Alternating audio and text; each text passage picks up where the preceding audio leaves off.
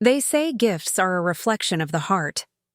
I used to believe that too, until my son's birthday party, when he handed out his handmade presents and the room full of parents and children laughed like it was some kind of joke. I've never felt more helpless or heartbroken than watching my 8-year-old son's face fall as his hard work became the punchline to a cruel joke, at least until he revealed what was really inside his final gift, and suddenly no one was laughing anymore. Before we jump back in, tell us where you're tuning in from, and if this story touches you, make sure you're subscribed. Because tomorrow, I've saved something extra special for you. It was a crisp autumn afternoon, the kind where the sunlight filters through golden leaves and casts everything in a warm glow. The community center was decorated with blue and silver balloons, Mason's favorite colors. A modest table of snacks lined one wall. Nothing fancy, just homemade cookies, fruit, and juice boxes. I'd spent 3 nights baking after my shifts at the hospital, determined to make this day special despite our tight budget. I'm Eliza Parker, a single mom and nurse at Willow Creek Medical Center. Mason is my entire world, my sunshine on the darkest days, my reason for pushing through double shifts and midnight emergencies. He's 8 years old with curious hazel eyes, a constellation of freckles across his nose, and a heart that's always been too big for his chest. This year had been particularly difficult. After my ex-husband Derek stopped sending child support checks, I'd been forced to downsize from our apartment to a small rental on the edge of town. Birthday parties weren't normally in our budget, but Mason had been through so much change this year that I couldn't bear to disappoint him. So I saved, cut corners, and made it work, like I always do. The guest list included Mason's classmates, a few neighbors, and unfortunately, my sister-in-law Vanessa and her son Caleb. Vanessa is married to my brother James, who couldn't attend because of a business emergency, which likely involved golf clubs. Vanessa never misses an opportunity to showcase her picture-perfect life or remind me how I could have had the same if I'd just tried harder in my marriage. The party was scheduled to start at 3 p.m. By 3:30, most of the children had arrived, dropped off by parents who mumbled quick apologies about not being able to stay. I didn't mind. Fewer adults meant fewer pitying glances. Mason was beaming as he welcomed his friends, showing them to the craft table I'd set up with supplies for making superhero masks. Vanessa arrived at 3:45, dramatically apologizing for her tardiness, while simultaneously making it clear that her delay was due to Caleb's tennis lesson with the most sought-after instructor in the state. She surveyed the community center with poorly disguised disdain, her eyes lingering on the homemade decorations and simple refreshments. "Oh, how quaint," she said, adjusting her designer watch. "You really did the best with what you have, didn't you?" I swallowed my pride and forced a smile. "Thanks for coming, Vanessa. Caleb, the other kids are making masks over there if you'd like to join." Caleb looked at the craft table and wrinkled his nose. "Mom, those scissors have plastic handles. At school, we use ergonomic ones." Vanessa patted his shoulder. "It's okay, sweetie. Not everyone has access to quality supplies." I bit my tongue until I tasted copper. This was Mason's day, and I wouldn't let anything spoil it. Speaking of Mason, he bounded over to greet his cousin, a handmade card clutched in his hands. "Caleb, I made you something." He thrust the card forward, grinning. "It's Superman because you said he's your favorite." The card was constructed from construction paper and had a crude but enthusiastic drawing of Superman on the front. Mason had spent hours on it, meticulously coloring and adding glitter for the superpowers. Caleb took it with 2 fingers, as if it might contaminate him. Thanks," he said flatly, before turning to his mother. "Can I put this down somewhere?" Vanessa gave a tight smile. "Why don't you put it with the other presents, dear?" As the afternoon progressed, the party took on a rhythm of its own. The children played games, musical chairs, Freeze tag, a scavenger hunt I'd designed using riddles that had Mason giggling with pride because he'd helped write them. I watched from the sidelines, taking photos with my aging smartphone, determined to capture every smile, every moment of joy. Eventually, it was time for cake, a homemade chocolate creation with blue frosting that read, "Happy Birthday, Mason," in wobbly letters. I'd never been artistic, but I'd watched 3 different tutorial videos to get it right. The candles flickered as everyone sang, and Mason's face lit up brighter than any flame could. He closed his eyes, made his wish, and blew with all his might. "What did you wish for?" one of his friends asked. Mason shook his head solemnly. "Can't tell or it won't come true. That's the rule." After cake came presents. This was the part I'd been dreading. Vanessa had texted me earlier in the week to ask what Mason wanted, and I'd mentioned his interest in space and astronomy. Knowing her, she'd go overboard, making my gift seem insignificant in comparison. The children gathered in a circle, Mason. In the center, presents piled before him like a small, colorful mountain. He started with his friends' gifts: action figures, drawing supplies, a science kit about growing crystals that made him bounce with excitement. Then came Vanessa's gift, wrapped in shimmering silver paper with a professionally tied bow. "This one's from Caleb and me," Vanessa announced, loud enough for all the parents lingering at the edges of the room to hear. Preparing and narrating this story took us a lot of time, so if you are enjoying it, subscribe to our channel. It means a lot to us. Now back to the story. Mason carefully removed the wrapping to reveal a high-end telescope, the kind I'd looked at longingly in store windows but knew I could never afford. It was sleek, modern, and clearly expensive. The room filled with impressed murmurs and whispers. "It's the latest model," Vanessa added, her voice dripping with pride. "It connects to your phone so you can take pictures of the stars, though of course you'll need a newer phone than your mom's to use that feature."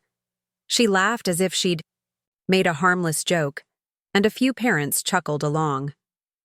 Mason's eyes widened. "Wow, thank you, Aunt Vanessa. Thank you, Caleb." He ran his fingers over the telescope reverently, then looked up at me with a mix of excitement and something else, concern. Perhaps that I might be hurt by the comparison about to come. "You'll need your dad to help set that up," Vanessa said, seemingly forgetting, or perhaps deliberately ignoring, that Derek hadn't been part of our lives for over a year. "Mom can help me," Mason said firmly. "She can do anything." My heart swelled at his defense, and I gave him an encouraging nod. Next came my gift, wrapped in newspaper comics, Mason's favorite reading material, and tied with twine. It looked shabby next to the gleaming packages from others, but Mason treated it with the same care and reverence as he unwrapped it. Inside was a handmade star map of the night sky as it appeared on the day he was born, which I'd crafted after watching online tutorials during my lunch breaks at the hospital.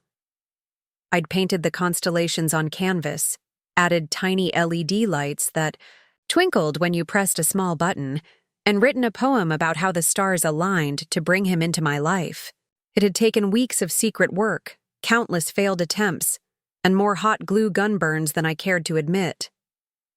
"This is the sky on the night you were born," I explained softly. "See that bright star? That's your star. I registered it in your name." I'd spent a significant portion of my savings on the star registration, but the certificate made it official. There was a star named Mason Parker somewhere in the vastness of space. Mason stared at the map, his fingers tracing the constellations. "You made this?" he whispered, awe in his voice. I nodded, suddenly self-conscious under the gaze of the other parents. "I know it's not as fancy as—" "It's perfect," he interrupted, launching himself into my arms. "It's the best present ever." For a moment, everything was right in the world. Then Vanessa's voice cut through the warmth. "Well, isn't that creative?" she said with a little laugh.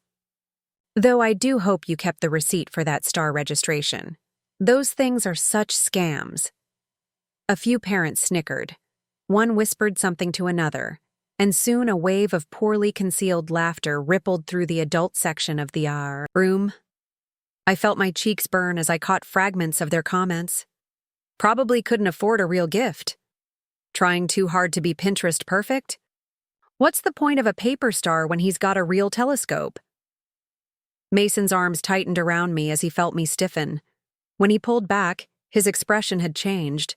Determination replacing joy, a look I recognized from my own mirror on. The hardest days. I have presents too, he announced, his voice small but steady. The room quieted. Vanessa raised an eyebrow. You have presents? But it's your birthday, sweetie. You receive gifts? You don't give them. Mason shook his head. That's not how it works in our house.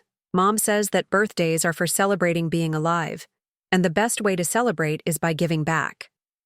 He reached under the craft table and pulled out a shoebox decorated with stickers and glitter.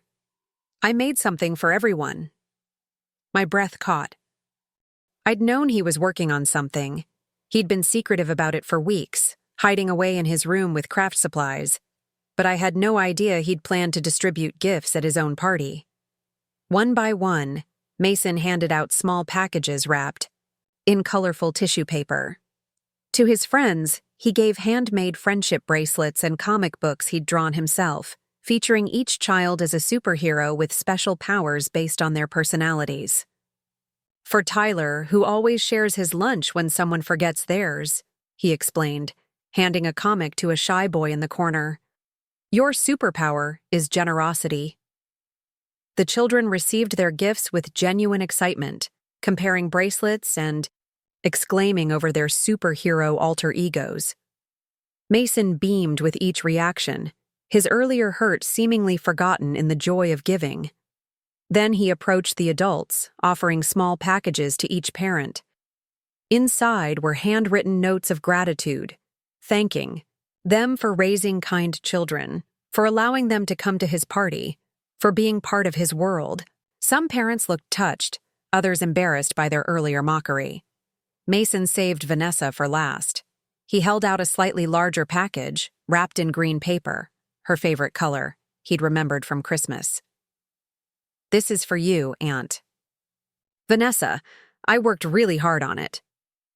Vanessa took the package with obvious reluctance, her smile tight. How thoughtful, she said, though her tone suggested otherwise. She unwrapped it slowly, revealing a handmade photo frame decorated with seashells we'd collected during our one vacation last summer. Inside was a photo of Vanessa with Mason and Caleb from a family gathering the previous year, one of the rare moments when she'd let her guard down and genuinely engaged with her nephew. You always look so pretty in pictures, Mason explained earnestly. And you seemed really happy that day. I thought maybe you'd like to remember it. For a brief moment, something flickered across Vanessa's face. Surprise, perhaps, or a glimpse of genuine emotion, before her polished mask slipped back into place. Well, isn't this unique, she said, her voice dripping with condescension. She held up the frame for the other parents to see. Look at all this. Creativity. The laughter started quietly at first. A few chuckles, a snort, someone whispering behind their hand. But it grew, rippling through the group of adults like a cruel wave. I watched in horror as Mason's expression crumpled, his shoulders hunching forward as if to make himself smaller. Did you get these shells from a parking lot? Someone joked. At least the telescope will last longer than this, another added. Superpower of generosity? Is that code for gives away his lunch because his mom can't afford to pack enough? This last comment, whispered but still audible, came from a parent I barely knew, the mother of a child who had joined Mason's class only months ago. I stepped forward, ready to defend my son with everything I had, but Mason moved first. He squared his shoulders and walked to the center of the room, clutching one final package in his hands. This one was wrapped in simple brown paper, unmarked, except for a small star drawn in the corner. I have one more gift, he said, his voice steady despite the tears threatening at the corners of his eyes. This one's special. It's for all of you. The laughter died down, replaced by uncomfortable silence. Mason carefully unwrapped the package himself, revealing what looked like a simple cardboard box. He opened it and pulled out a collection of stones. Ordinary river rocks, smooth and gray, each about the size of a child's palm. Confusion crossed the faces of the adults. Someone coughed. Vanessa rolled her eyes. "Rocks?" she said, not bothering to hide her disdain. "You're giving us rocks?" Mason nodded solemnly. "Mom and I found these by the river last spring. We spent all day looking for the perfect ones." He held one up, turning it to catch the light. "They don't look special on the outside. They're just regular rocks that people walk past every day, without noticing." He walked to the nearest parent and placed a stone in their hand. "But Mom taught me that ordinary things can be extraordinary if you look at them the right way." One by one, he distributed the stones, continuing his explanation as he moved through the room. "These rocks have been in the river for thousands of years. They've been shaped by water and time, and each one is different if you really look." He placed a stone in Vanessa's reluctant hand. "Just like people." When everyone had received a stone, Mason returned to the center of the room and pulled one final rock from his pocket, this one slightly larger than the others. "If you look at a regular rock, you might think there's nothing special about it." He turned it over in his hands, but that's because you can only see the outside. With careful movements, Mason pried the rock apart. It had been cut in half and glued back together with a barely visible seam. As it opened, gasps filled the room. Inside, the ordinary gray stone was hollow, lined with sparkling purple crystals that caught the light and scattered it in rainbow patterns across the walls. "Mom says people are like geodes," Mason continued, his voice stronger now. "They might seem plain or boring or not worth much on the outside, but inside, everyone has something beautiful. You just have to care enough to look for it." He walked back to Vanessa and gently took her hand, the one still holding the gray stone. "Your rock opens too, Aunt Vanessa. They all do. I made one for everyone." Vanessa stared at the stone in her palm, then back at Mason's earnest face. Slowly, her perfectly manicured fingers worked the seam of the rock until it split open, revealing a cavity lined with stunning blue crystals that matched the color of her eyes. "I picked blue for you because it's Caleb's favorite color, and you love Caleb more than anything," Mason explained. "And I know sometimes you say mean things, but Mom says that's because you're afraid people won't see how special you are unless you have fancy stuff. But you don't need fancy stuff, Aunt Vanessa. You're already special inside." The room had gone completely silent. Vanessa's carefully composed expression crumbled, her eyes filling with tears that threatened to ruin her perfect makeup. Around the room, other parents were opening their stones, discovering the unique crystals hidden within each one: green, pink, orange, white, each selected with thought and care. "How did you?" Vanessa began, her voice uncharacteristically small. "YouTube tutorials," Mason shrugged. "And Mom helped me cut them with her work friend's saw. We've been working on them for months." I stood frozen, overwhelmed with pride and a fierce, protective love for this extraordinary child who somehow found beauty where others saw only ordinary stones, who gave away gifts at his own birthday party because he believed in celebrating life by giving back, who faced mockery with kindness and responded to cruelty with a lesson about hidden beauty. Vanessa looked from the crystals in her hand to Mason's face, then to mine. Something shifted in her expression, the polished veneer cracking to reveal something vulnerable underneath. "I don't understand," she said softly. "Why would you put so much effort into a gift for me, after how I've treated you both?" Mason's answer was simple, delivered with the straightforward honesty that only children seem capable of. "Because you're family. And Mom says we don't give up on family, even when it's hard." He looked at me then, seeking confirmation, and I nodded through my tears, unable to speak past the lump in my throat. The atmosphere in the room had transformed completely. Parents who had been laughing minutes before now looked ashamed, some wiping away tears, others examining their crystal-filled geodes with newfound appreciation. One mother approached me hesitantly.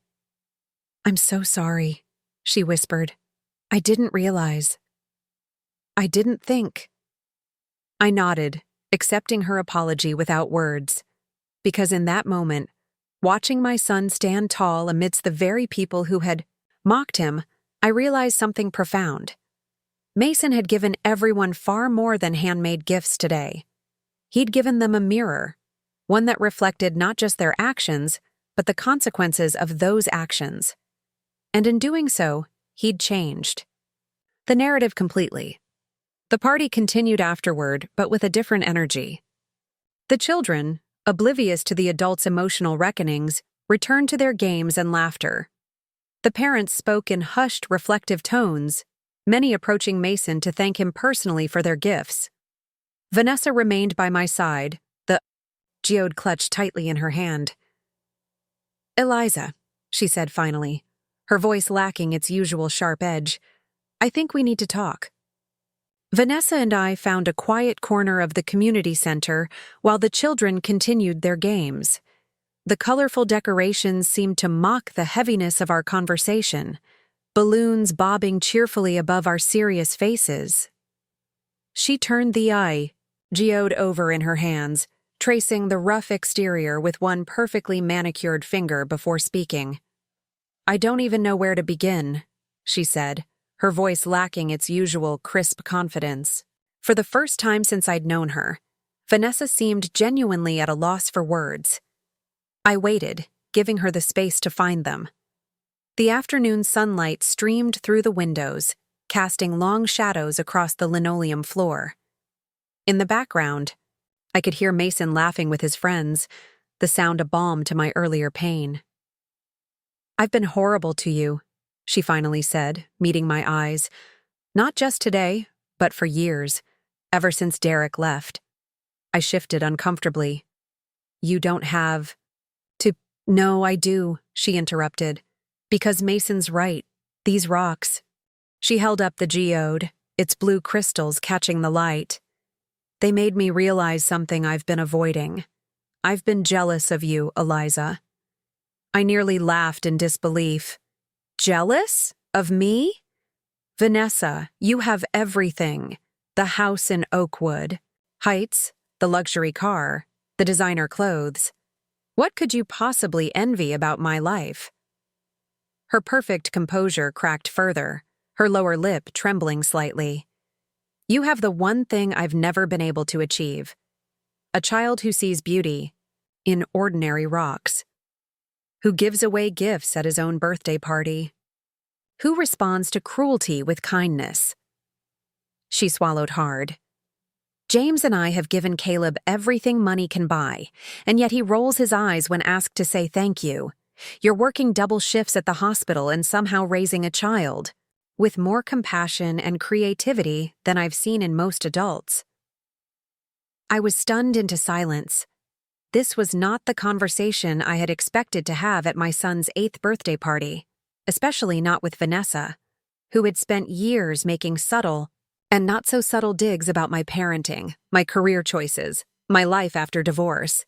"I think," she continued, her voice dropping to nearly a whisper, "I've been so hard on you because if I admitted you were succeeding as a single mother, I'd have to face my own failures. It's easier to look down on your handmade gifts and community center parties than to acknowledge that despite having everything, I might be missing what matters most." The admission hung between us, fragile and unexpected. I thought of all the times I'd envied her material security, her seemingly perfect life. How many nights I'd lain awake worrying about bills and school supplies and whether Mason's pants were getting too short again. How I'd sometimes fantasized about what I could provide for him if I had Vanessa's resources. "It's not a competition," I said finally. "We're both just doing our best." She shook her head. "That's what makes you different. To you, it's not a competition. To me, everything has always been about winning, about appearances. I can't remember the last time I did something just because it brought joy, not status. She looked across the room at Caleb, who was playing half-heartedly with the other children, checking his expensive watch every few minutes. And I'm afraid of what I'm teaching my son. I followed her gaze to where Mason was showing a group of children how to open their geodes carefully. His face was animated, hands gesturing excitedly as he pointed out the different crystal formations. Despite everything that had happened earlier, he showed no signs of resentment, no hint that he remembered being laughed at. "It's not too late, you know," I offered. "Children are remarkably resilient. They forgive easily when they see genuine effort." Vanessa wiped away a tear that threatened to ruin her mascara. "How do you do it? How do you raise a child with so much heart when the world can be so cruel?" I thought about her question carefully. It wasn't something I'd ever articulated, even to myself. Being a single mother had been a process of survival more than a conscious philosophy. And yet, watching Mason now, I realized there were principles that had guided me, even in my most exhausted, uncertain moments. "I think," I began slowly, "it starts with seeing them, really seeing them, as people, not projects. Mason doesn't need to be the smartest or the most successful or have the most expensive toys. He just needs to know he's valued for exactly who he is." I smiled slightly. "And it helps to admit when I'm wrong, to apologize when I make mistakes, to show him that being human means sometimes falling short but always trying to do better." Vanessa nodded, absorbing my words. "James and I never apologized to Caleb," she admitted. "We were both raised to believe that parents should present a united, infallible front.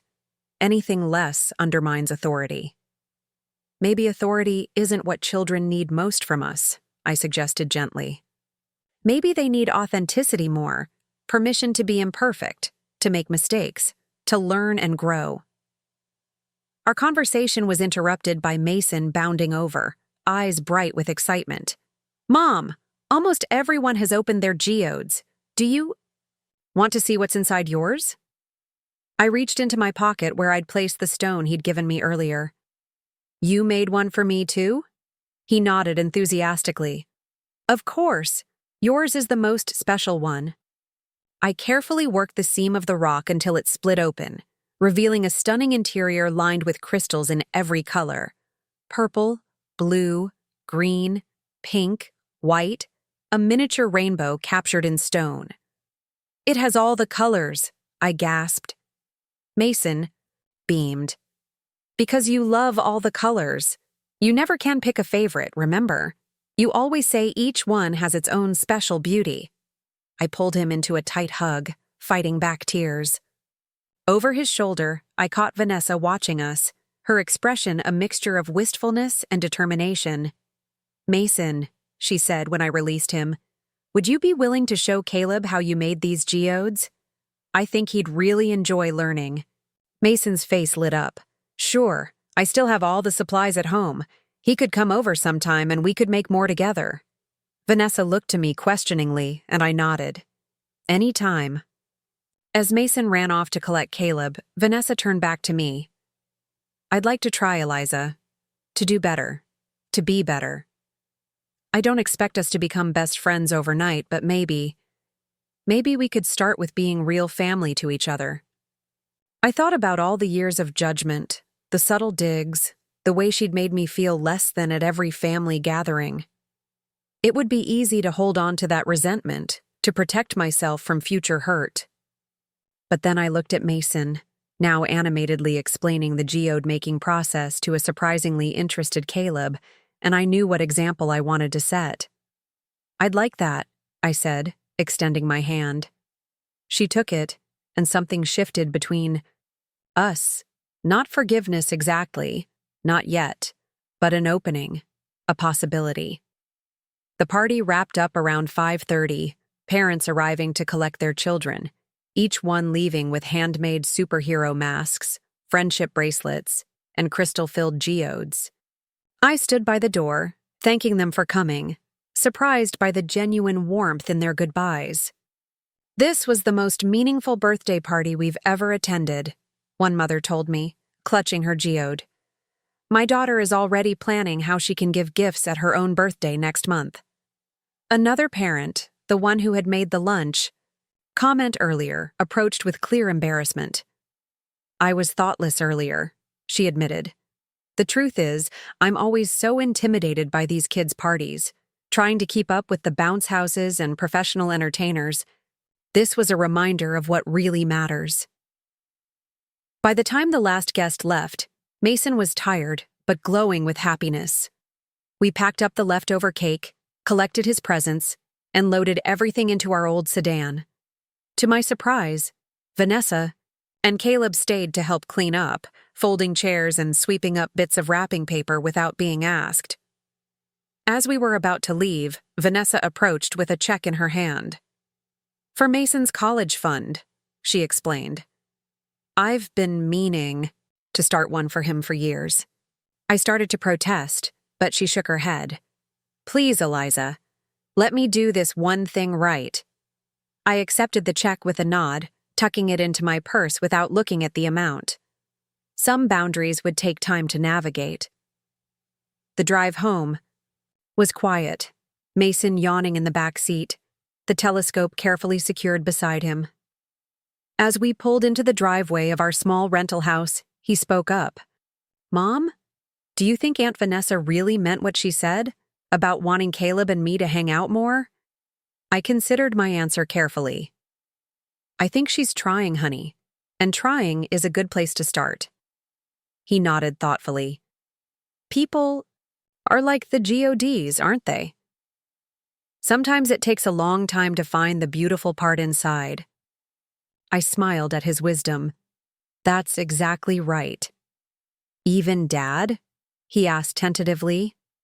My breath caught. We rarely spoke about Derek.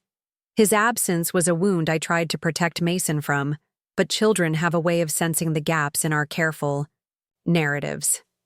"Even Dad," I agreed softly. "Everyone has beauty inside them, but sometimes they get lost trying to find it themselves."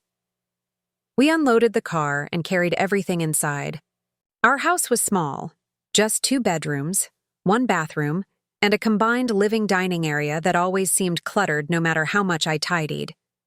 But it was ours, filled with Mason's artwork, mismatched furniture we'd collected over time, and the warmth of a home that was lived in, not just displayed. As I helped Mason set up his new telescope by the living room window, I marveled at how differently the day had turned out from what I'd expected.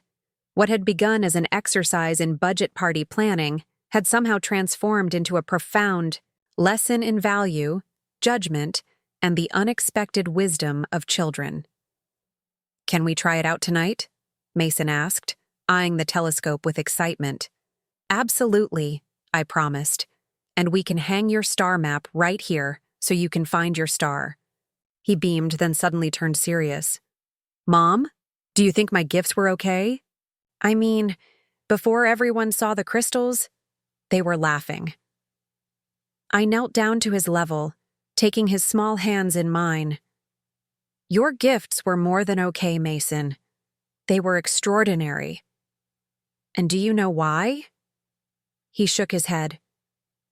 "Because they came from here?" I touched his chest, right over his heart. "The best gifts always do. They don't have to be expensive or fancy or impress anyone. They just have to be honest."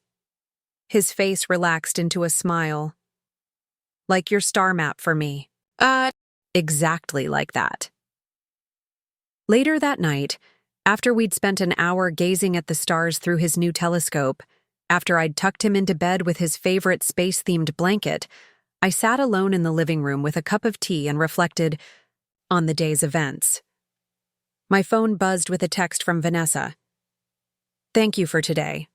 For the first time in years, I feel like maybe I can change.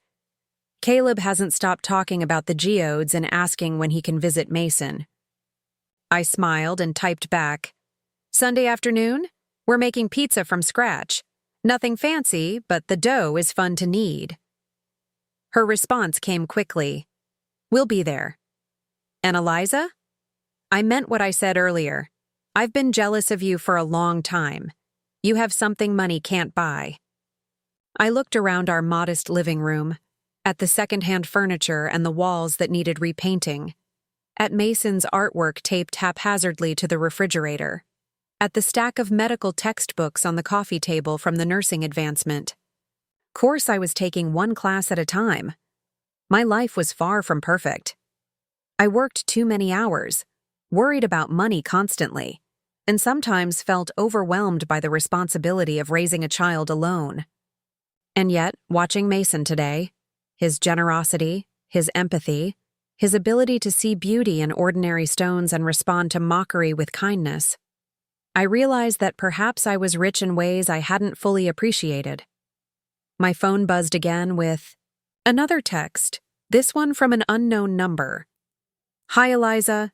This is Diane from the party today, the mom in the green sweater. I wanted to apologize again for my behavior and ask if Mason might be willing to show my Sophie how to make those amazing jodes. She hasn't stopped talking about them. Before I could respond, another message appeared, then another. Parents from the party reaching out with gratitude, apologies, invitations for playdates. The very people who had laughed at Mason's gifts hours earlier were now seeking his wisdom, his creativity, his perspective. I set my phone down, overwhelmed by the shift. It reminded me of something my grandmother used to say. True wealth isn't measured by what you have, but by what you give away and still possess in abundance. By that measure, my son was the richest person I knew. The next morning, I woke to find Mason already up, sitting at the kitchen table surrounded by craft supplies. He looked up as I entered, his face bright with purpose. What are you working on, buddy? I asked, starting the coffee maker. More geodes, he replied, carefully, gluing two halves of a rock together. I thought maybe we could make them for the kids at the hospital. The ones who have to stay there for a long time, like when I had my tonsils out. I paused, coffee forgotten, struck by his thoughtfulness. That's a wonderful idea. He nodded seriously. Everyone should have something beautiful to look at, especially when they're sick or scared. I sat down beside him, watching his small hands work with surprising dexterity. You know what, Mason? I think you're right, and I have the day off today. Why don't we make as many as we can, and I'll take them to work tomorrow? His face lit up. Really? And can I write notes to go with them? Like explaining about how ordinary things can be extraordinary? I think that would be perfect. We spent the day side by side at the kitchen table, splitting rocks, gluing crystals, writing notes. At some point, I found myself telling Mason stories about my own childhood, about my grandmother who taught me to bake, about summer days spent exploring creek beds and collecting stones, about learning that wealth could be measured in moments rather than money. Is that why you became a nurse? He asked, carefully positioning a purple crystal. To help people? I considered his question. Partly. I also became a nurse because it was a steady job that would let me support us. But yes, helping people matters to me. Making a difference, even in small ways. He nodded thoughtfully. Like how the geodes made a difference at my party? Exactly like that. Sometimes the smallest things can create the biggest changes. By afternoon, we had created over 20 geode gifts, each with a personalized note explaining the metaphor of ordinary rocks with extraordinary interiors. Mason had insisted on making each one unique, carefully selecting crystal colors and arrangements. Do you think the kids will like them? He asked as we packed them carefully into a box. I think they'll love them, I assured him. But more importantly, I think they'll feel seen. Sometimes when you're sick, people only notice the illness, not the person. Your gifts will remind them that they're more than their sickness. He seemed satisfied with this answer and moved on to his next project. creating a special container to hold the star map I'd given him, one that would protect it while still allowing the LED lights to shine through. I watched him work, this child who had somehow developed wisdom beyond his years, despite, or perhaps because of, our struggles, who had transformed a moment of humiliation into an opportunity for connection, who saw value not in price tags, but in intention. As the afternoon light filtered through our kitchen window, casting a warm glow over Mason's bent head and busy hands, I felt a sense of peace settle over me. The journey of single motherhood had been harder than I'd ever imagined, filled with financial worries, logistical challenges, and moments of bone-deep exhaustion. There had been nights when I'd cried silently into my pillow, wondering if I was doing enough, being enough, providing enough. But watching Mason now, his kindness, his creativity, his resilience, I knew that somehow, despite all my doubts and struggles, something beautiful was taking shape. Like the geodes we'd spent the day creating, our life might appear ordinary, even rough around the edges. But inside, where it mattered most, there was light and color and unexpected beauty. And for the first time in a very long time, I felt not just grateful but genuinely proud of my son, of our life together, and yes, even of myself. Because despite everything, despite the financial struggles and the absent father and the judgment of others, we had created something precious here in our small home, something no amount of money could buy, and no hardship could diminish. Something as ordinary and extraordinary as a rock filled with crystals, a life built on love, authenticity, and the courage to find beauty in unlikely places. Monday morning, I arrived with the familiar rush of preparing for work while getting Mason ready for school. As I packed lunches and signed permission slips, I couldn't help but think about the box of geodes waiting by the door, each one carefully crafted with Mason's notes tucked inside. "Don't forget to tell me what the kids think of the geodes," Mason reminded me as I dropped him off at school, his backpack nearly as big as he was. "I'll take pictures if their parents say it's okay," I promised, watching him bound up the steps to join his friends. The pediatric ward at Willow Creek Medical Center was always a mixture of heartbreak and hope. Children confined to hospital beds, some for days, others for months. I'd been working there for nearly 5 years, long enough to know the rhythms of grief and recovery, the delicate balance of providing medical care while nurturing the spirit. Nurse Jacobs, my supervisor, raised an eyebrow when I explained the box of geodes. "Rocks? For the children?" "Not just rocks," I explained, showing her one that Mason and I had left unglued for demonstration. They opened to reveal crystals inside. My son made them for his birthday party, and they had such an impact that he wanted to share them with the kids here. She examined the geode, her expression softening as she read Mason's note. "Sometimes the most ordinary things hide the most extraordinary secrets, just like you." "Well," she said finally, "it's certainly better than another stuffed animal. Let's start with the long-term patients." I began with Lily, a 12-year-old undergoing her 3rd round of chemotherapy. Her room was decorated with posters of pop stars and cards from classmates, but the brightness of the decorations couldn't disguise the pallor of her skin or the weariness in her eyes. "I brought you something," I said, sitting beside her bed. "It's not from the hospital. It's from my son, Mason." Curiosity flickered across her face as I handed her the geode. "It's a rock?" "Try opening it," I encouraged. "There's a seam right there." Her thin fingers worked the stone apart, and when it finally split open, her gasp was audible. "Oh my God, it's full of crystals." She turned it in the light, watching. The purple and white formations sparkle. "How did he do this?" I explained the process, showing her Mason's note. As she read it, something changed in her expression. A straightening of her shoulders, a lift of her chin. "Your son made this for me? He doesn't even know me." "He knows what it's like to be in a hospital," I explained. He had surgery last year and said the hardest part was feeling like the doctors only saw his tonsils, not him. He thought you might feel the same sometimes. Lily nodded slowly. People see the cancer. They forget there's still me inside. She ran her finger along the crystals. This is the coolest thing anyone's given me since I got sick. Most people bring me fuzzy socks or journals or stuff to keep me busy. Like being sick is just being bored. Mason will be thrilled you like it. Can you tell him something? For me? Her voice had taken on a new energy. Tell him I'm going to put this right here. She placed the geode on her bedside table. So, when the doctors come in talking about cell counts and protocols, I can remember there's more to me than just a patient. From room to room I went, distributing Mason's geodes. To 7-year-old Ethan, recovering from extensive burns. To teenage Marcus, awaiting a kidney transplant.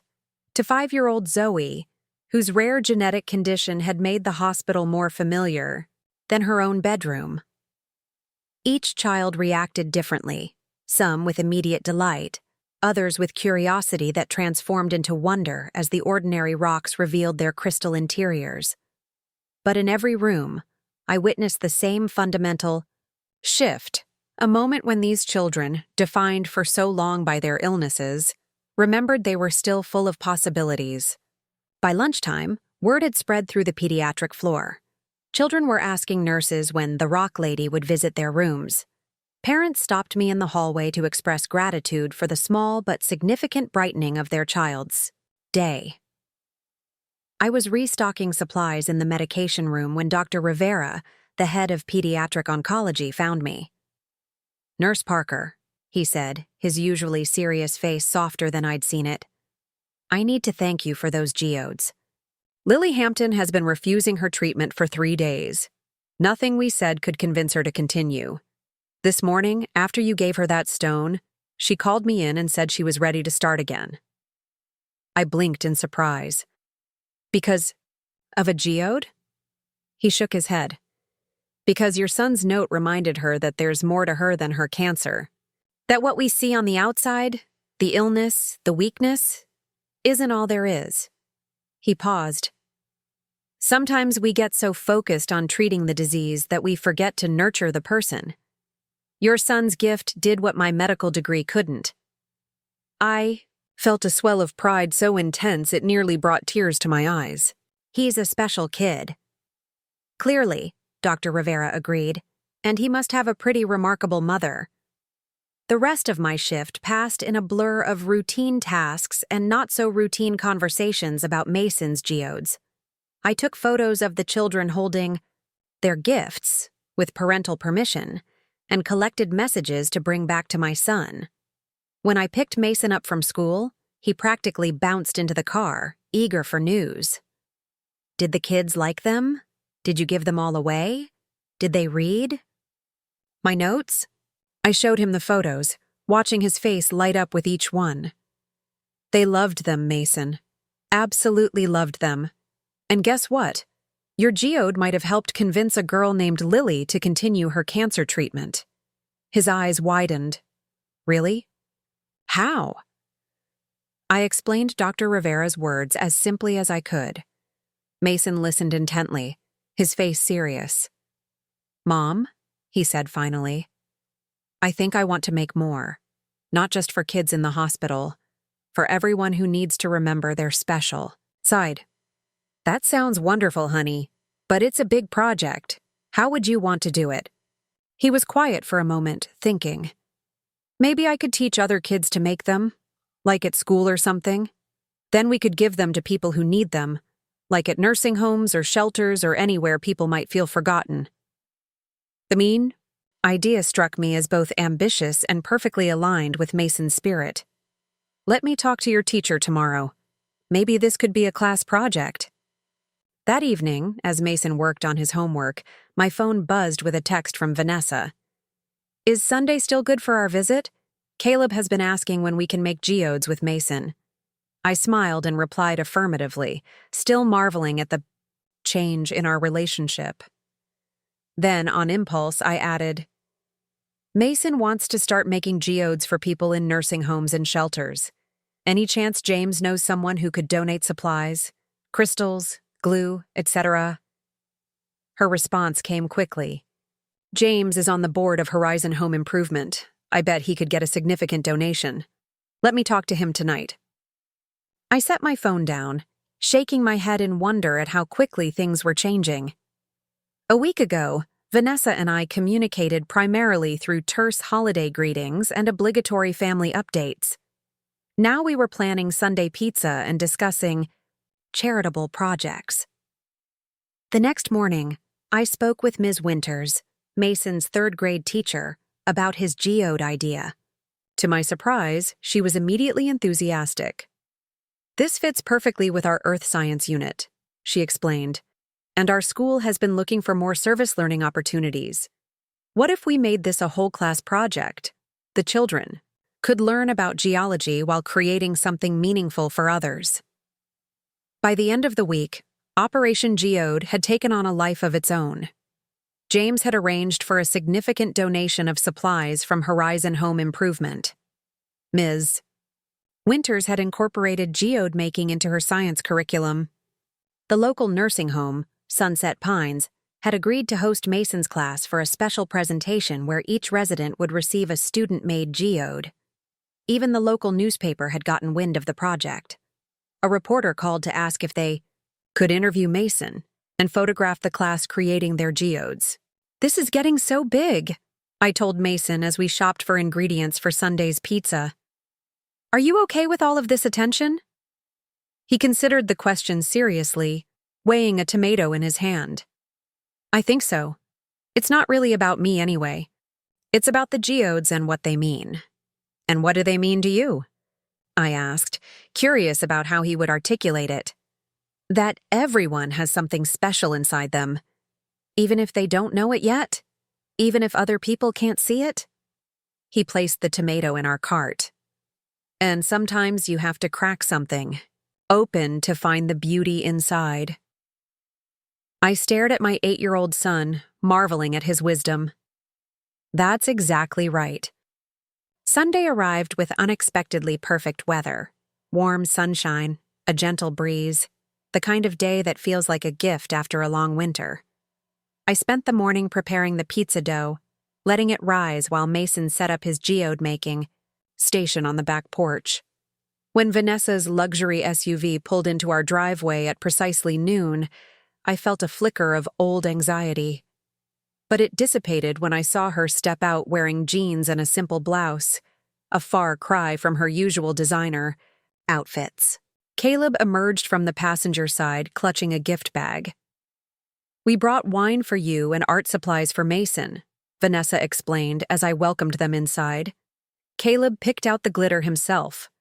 Caleb, usually so reserved and proper, seemed almost shy as he handed the bag to Mason. I got extra blue because you said it's the rarest crystal color. Mason beamed. Thanks. Want to see the rocks I picked out for today? They're on the porch.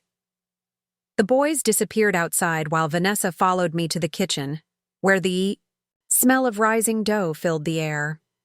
Your home is lovely, she said, looking around at our modest living space with what appeared to be genuine appreciation. It's nothing like yours, I replied, unable to keep a hint of defensiveness from my voice.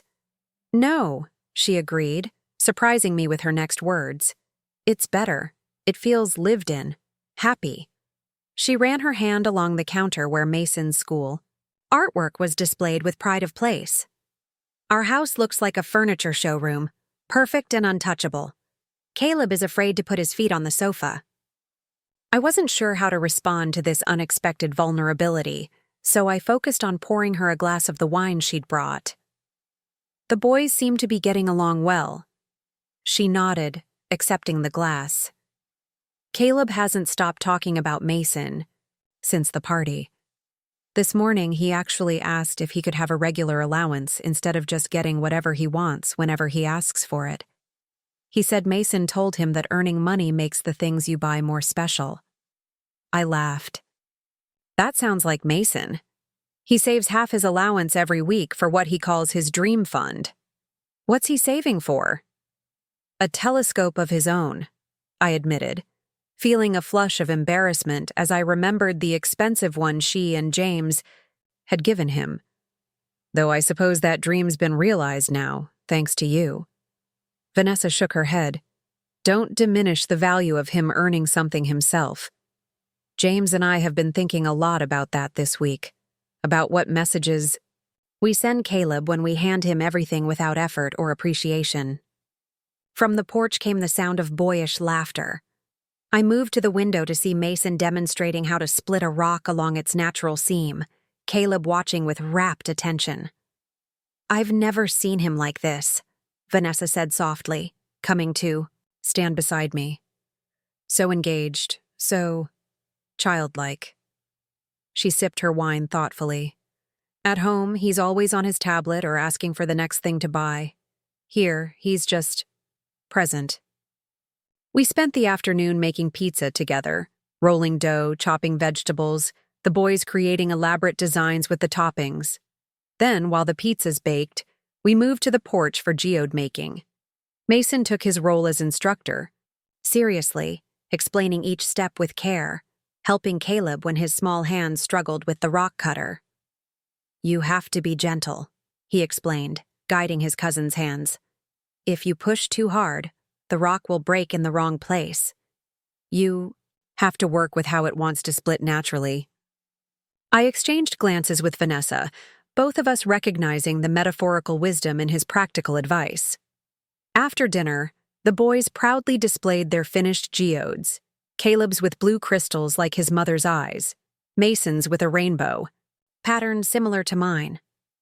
As the evening light began to fade, Vanessa helped me clean up while the boys continued working on a special project they'd been whispering about all afternoon.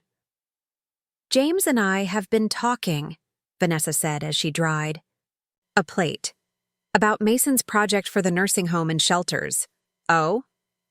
I placed another dish in the drying rack, curious about her tone. We'd like to do more than just donate supplies. James knows several business owners in town.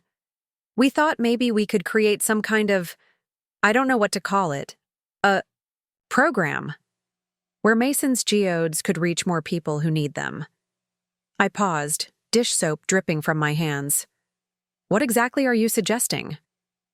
A foundation, she said simply. The Geode Project, teaching children to create these meaningful gifts for people who need reminding of their inner beauty. Cancer patients, the elderly, homeless shelters, foster children.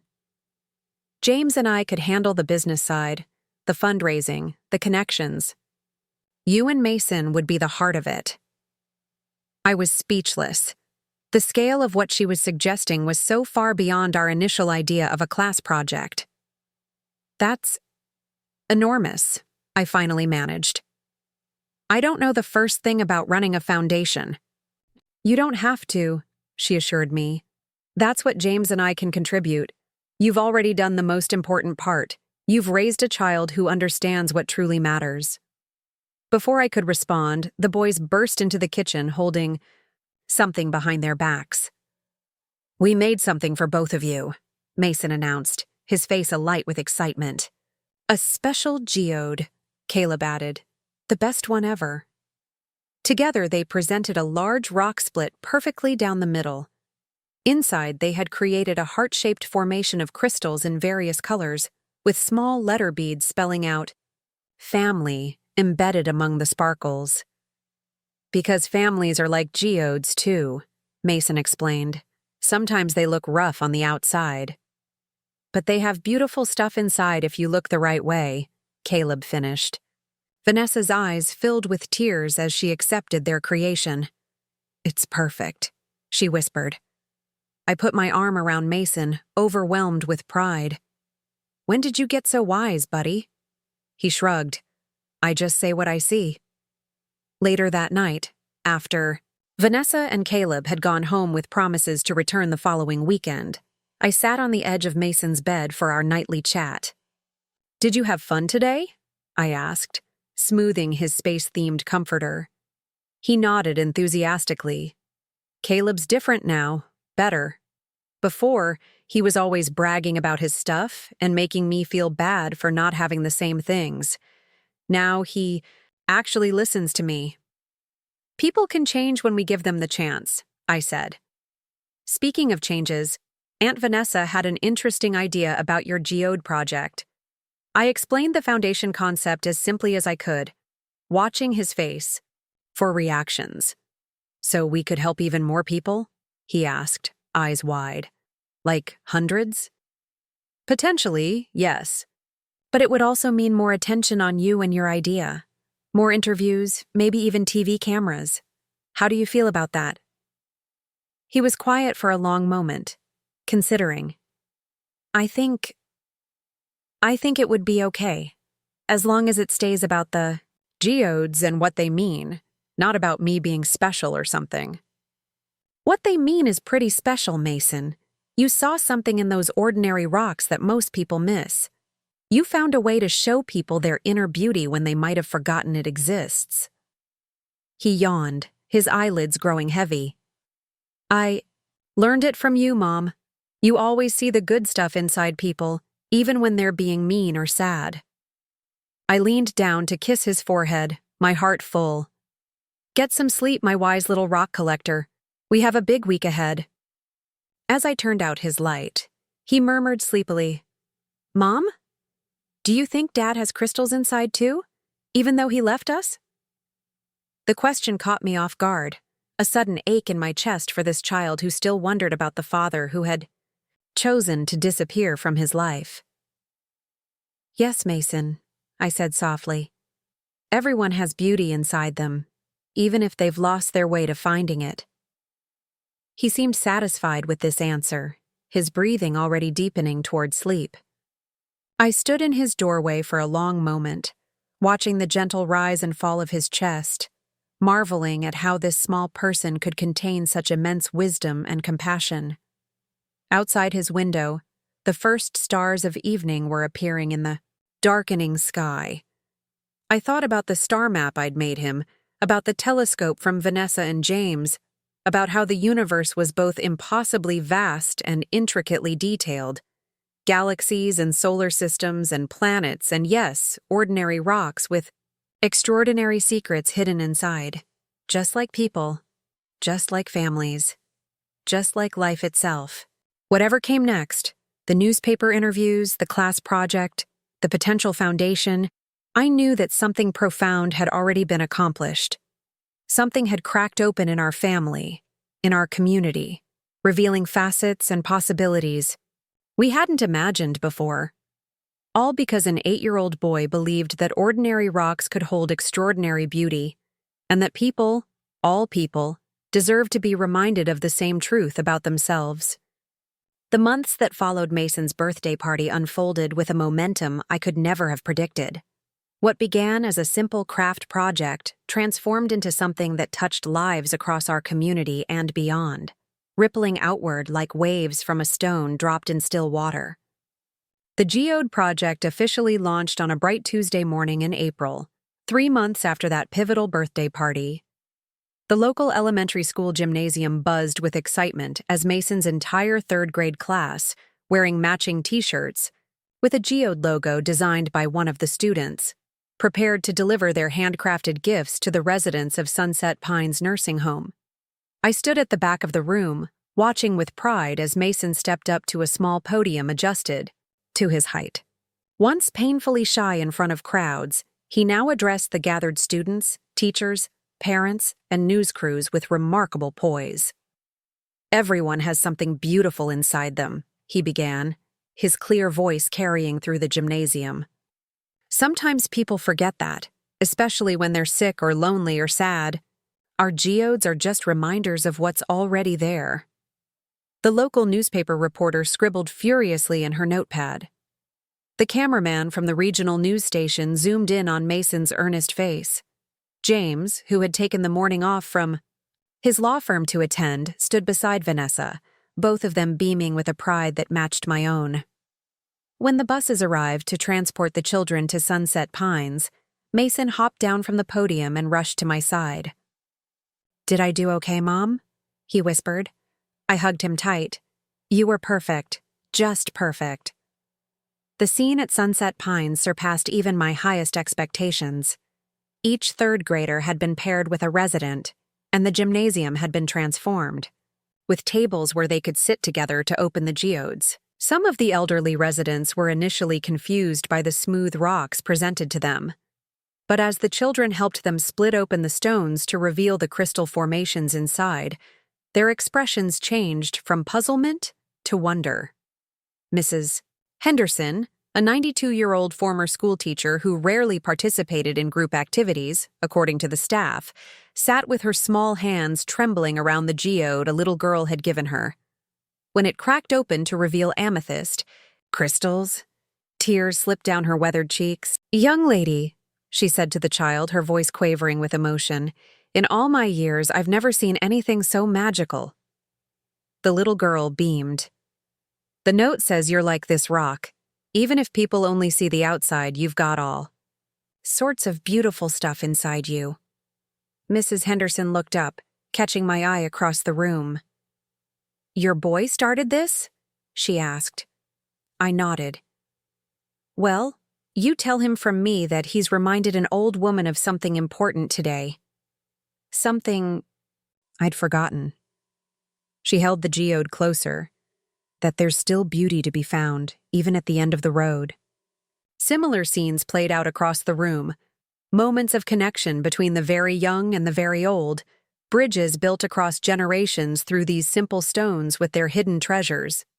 Mason moved from table to table, checking on, his classmates offering help with difficult rocks, his face alight with purpose. Vanessa sidled up beside me, watching the interactions with shining eyes.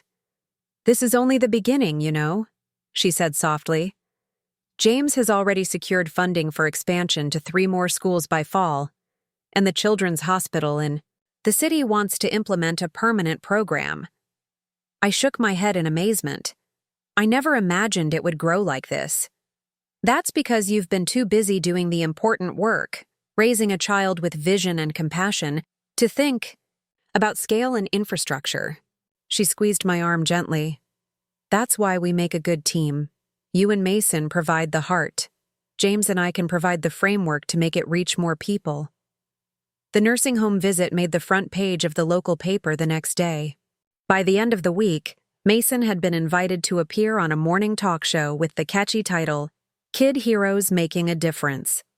Requests for interviews and features poured in, along with donations for the Geode project from individuals and businesses touched by the story.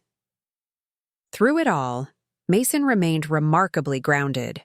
He accepted the attention with grace, but always redirected it back to the meaning behind the geodes, not his role in creating the project. In interviews, he emphasized that anyone could make a difference if they looked for beauty in unexpected places. When asked about his inspiration, he unfailingly credited me, bringing tears to my eyes every time. "My mom taught me that what matters isn't what something costs or how fancy it looks," he told a particularly popular podcast host. "What matters is the thought and love you put into it. She makes beautiful things out of ordinary stuff all the time." 6 months after Mason's birthday party, as summer gave way to early autumn, the Geode project had expanded to include 15 schools across 3 districts. Workshops taught children to create the special stones, while a network of volunteers coordinated distribution to hospitals, nursing homes, homeless shelters, and veterans centers. James had leveraged his business connections to secure sustainable funding, while Vanessa, to my continued amazement, had left her part-time interior design work to serve as the foundation's executive director. "I've never felt so fulfilled," she confessed over coffee one morning at my kitchen table. "All those years decorating mansions for people who already had everything, when I could have been doing something that actually matters." But the most significant changes occurred closer to home, in the subtle shifts of our family dynamics. Vanessa and James became regular fixtures at our modest house, Sunday pizza making evolving into a cherished tradition. Caleb and Mason developed a friendship that transcended their previous rivalry, with Caleb gradually shedding his materialistic outlook in favor of his cousin's more grounded perspective. And then, on a crisp October day, almost exactly 9 months after the birthday party that had started it all, an unexpected visitor arrived at our door. I was helping Mason with his science project, a detailed model of the solar system made from painted styrofoam balls, when the doorbell rang. Opening it, I found myself face to face with Derek, Mason's father, the man who had walked away from us 3 years earlier with barely a backward glance. He looked older, his once immaculate appearance slightly rumpled, dark circles under his eyes. In his hands, he clutched a newspaper clipping, a feature on the geode project with a photo of Mason demonstrating how to split a rock properly. "Eliza," he said, his voice rough with emotion. I saw the article about Mason, about what he's doing." I stood frozen in the doorway, 1,000 emotions colliding inside me: anger, hurt, confusion, protective instinct. Behind me, I heard Mason's small voice. "Mom, who is it?" Derek's eyes moved past me to the small figure now standing at my side. His breath caught audibly. "Mason," he whispered, "you've grown so much." Mason studied the man in the doorway, his head tilted slightly. Recognition dawned slowly in his eyes. "Dad?" I found my voice at last, placing a protective hand on Mason's shoulder. "What are you doing here, Derek?" He held up the newspaper clipping like an explanation, or perhaps a peace offering. "I've been seeing articles about the geode project for months. They've made the papers in Colorado where I've been living, but I didn't realize. I didn't know it was my son behind it all until I saw this photo." His voice cracked. "My son." "Your son," I repeated, unable to keep the edge from my voice. "The one you haven't called or visited in 3 years. Mason looked up at me, then back at his father. "Do you want to see my geodes?" he asked simply. Before I could intervene, Derek nodded, his eyes suspiciously bright. "I'd like that very much." I stepped aside reluctantly, allowing Derek to enter our home. As Mason led him to the kitchen table where several demonstration geodes were arranged for his science presentation, I watched with a mixture of apprehension and wonder. The little boy showing his absent father how ordinary rocks contained extraordinary beauty was the same child who had changed so many lives with that simple metaphor. "You have to be careful when you split them," Mason was explaining, demonstrating with a small rock. "If you force it, it breaks wrong. You have to find where it wants to open naturally." Derek watched, transfixed, as the rock separated to reveal a small cavity lined with clear quartz crystals. That's amazing," he murmured. "Everyone has crystals inside," Mason continued matter-of-factly. "Even people who seem ordinary or who make mistakes. Mom says that's why we should be kind to everyone, because we don't always see the beautiful parts right away." Derek's eyes met mine over our son's head, filled with a regret so palpable it seemed to hang in the air between us. "Your mom is very wise," he said softly. I excused myself to make coffee, needing a moment to process this unexpected development. In the kitchen, hands trembling slightly as I measured grounds, I tried to sort through my conflicting emotions. The hurt and anger at Derek's abandonment had never fully healed, yet seeing him interact with Mason, seeing our son's simple acceptance of this man who had caused us both so much pain, stirred something unexpected within me. When I returned, with coffee, Derek was examining Mason's solar system project, asking thoughtful questions about the planets. He accepted the mug with a grateful nod. "It's remarkable what you've created here," he said, and I wasn't sure if he meant the project, our home, or Mason himself. "Why are you really here, Derek?" I asked quietly, while Mason returned to painting Neptune. He stared into his coffee. "The geodes," he said finally. When I read about what they meant, about ordinary exteriors hiding extraordinary interiors, it hit me. Hard. He looked up, meeting my gaze directly.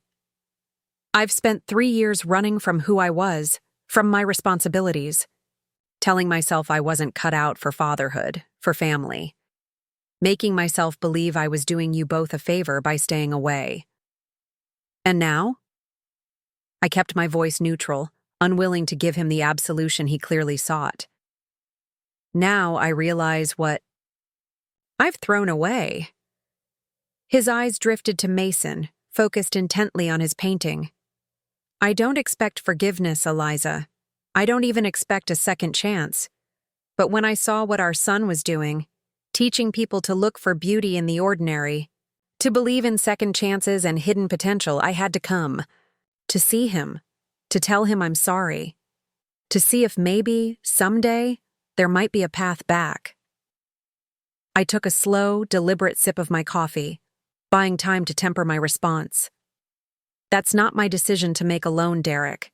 Mason is old enough to have a say in whether you're part of his life. But I need to be very clear about something.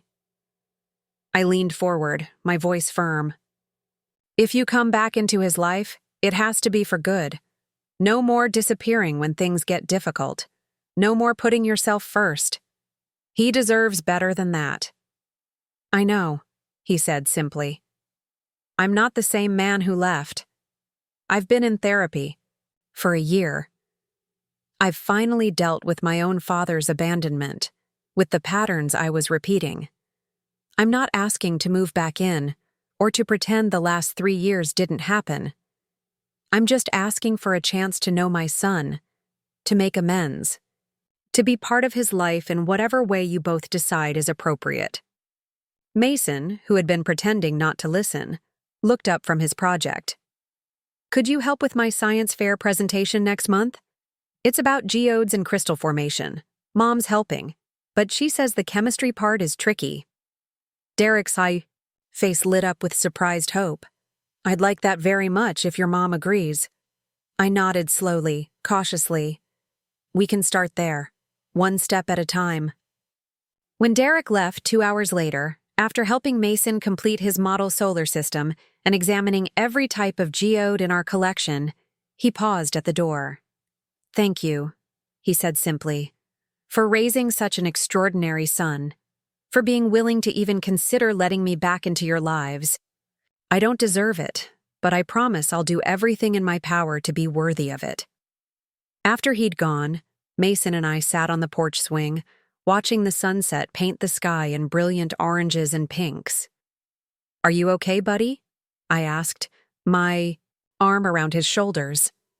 He nodded thoughtfully. Dad's like a geode that hasn't been opened yet, he said after a while. We don't know for sure what's inside, but we should give him a chance to show us. I marveled again at his wisdom, his capacity for forgiveness, his ability to see possibilities where others might see only disappointment. When did you get so smart? I asked, ruffling his hair. He grinned up at me. I had a good teacher. The weeks that followed brought gradual, measured steps toward a new kind of family dynamic. Derek attended Mason's science fair, where his geode presentation won first prize, joined us occasionally for dinner, and even met with Vanessa and James to discuss contributing his skills as an accountant to the geode project's growing operations. I maintained careful boundaries, protecting both Mason and myself from potential disappointment, but I couldn't deny the positive changes in Derek, his consistency, his genuine efforts to connect with Mason, his willingness to accept a limited role while proving his reliability. As Thanksgiving approached, bringing with it the 1-year mark since that transformative birthday party, the Geode Project prepared for its most ambitious undertaking yet, a nationwide day of giving where children in participating schools across the country would create and distribute geodes to those in need in their communities. The night before the event, our small house overflowed with family and friends gathered to celebrate. Vanessa and James brought champagne and a professional photographer to document the occasion. Mason's teacher, Ms. Winters, arrived with handmade cards from his classmates. Dr. Rivera from the hospital stopped by with news that Lily, the girl whose cancer treatment had been influenced by Mason's gift, was officially in remission. Even Derek was there, standing somewhat awkwardly at the periphery until Mason pulled him into conversations, introducing him proudly to the various people whose lives had been touched by the geodes. As I moved through the crowded living room, refilling glasses and accepting congratulations, I caught sight of Mason sitting cross-legged on the floor with Mrs. Henderson from Sunset Pines, who had become something of a surrogate grandmother to him. She was showing him a small velvet pouch. "I've carried my geode with me every day since you gave it to me," she was telling him, her voice wavering with age, but strong with conviction. "When I feel invisible or useless or forgotten, I hold it and remember what you taught me, that my worth isn't in what others can see on the surface." Mason nodded solemnly. "That's exactly right. You know," she continued, patting his hand with her gnarled fingers, "when you get to be my age, you spend a lot of time looking backward, thinking about what you've accomplished, what legacy you'll leave behind. Some people build businesses or amass fortunes or write books." She smiled, the wrinkles around her eyes deepening. "But I think the greatest legacy is changing how people see themselves. And you've done that, young man. You've changed how I see myself, how all those people at Sunset Pines see themselves. That's a mighty powerful thing." Later that night, after the guests had departed and Mason had gone to bed, I sat alone on the porch, wrapped in a blanket against the November chill. The past year replayed in my mind like a movie. The laughter at the birthday party, the revelation of the geodes, the transformations in Vanessa, in our family, in our community, the unexpected return of Derek, and the careful rebuilding of trust. The growth of the Geode Project from a simple classroom activity to a movement that would touch thousands of lives the very next day. None of it would have happened if Mason hadn't responded to mockery with kindness, if he hadn't seen beyond the surface to the beauty hidden within ordinary rocks, ordinary people, ordinary moments. The porch door creaked open, and Mason padded, out in his pajamas and slippers. "Couldn't sleep," he explained, climbing onto the swing beside me. I wrapped part of my blanket around him, tucking him against my side. "Big day tomorrow," I said. He nodded, yawning. "Mom, do you think we've made a difference? A real difference?" I thought of Lily continuing her cancer treatment, of Mrs. Henderson finding renewed purpose in her final years, of Vanessa discovering fulfillment beyond material success, of the thousands, of children who would distribute geodes the next day, sharing the message that beauty exists within everyone, even when it isn't immediately visible. "Yes," I said firmly, "a real difference, the kind that matters most." He seemed satisfied. With this answer, nestling closer, we swung gently in the quiet night, listening to the distant whisper of wind through autumn leaves. "You know what I'm most proud of?" I said after a while. "The Geode Project?" "No." I kissed the top of his head. "You. Not because you started something big, or because you're on TV, or because important people know your name now. I'm proud of you because when people laughed at your gift, you didn't get angry or hurt. You showed them something beautiful instead. You chose kindness when it would have been easier to choose resentment." He was quiet for so long I thought he might have fallen asleep. Then he said softly, "That's because of you, Mom. You always find the good stuff in people, even when they don't deserve it." Maybe that's the real lesson of the geodes, I mused. Not just that everyone has beauty inside them, but that sometimes it takes someone else to help them find it, to believe in it before they can see it themselves. We sat together under the vast canopy of stars, my son and I, wrapped in a shared blanket on a porch swing that creaked softly with each gentle movement. So much had changed in a year, and yet the most important things remained constant. Love, faith in possibilities, the courage to see beauty where others might miss it. Tomorrow, thousands of ordinary rocks would be transformed into messengers of hope and wonder.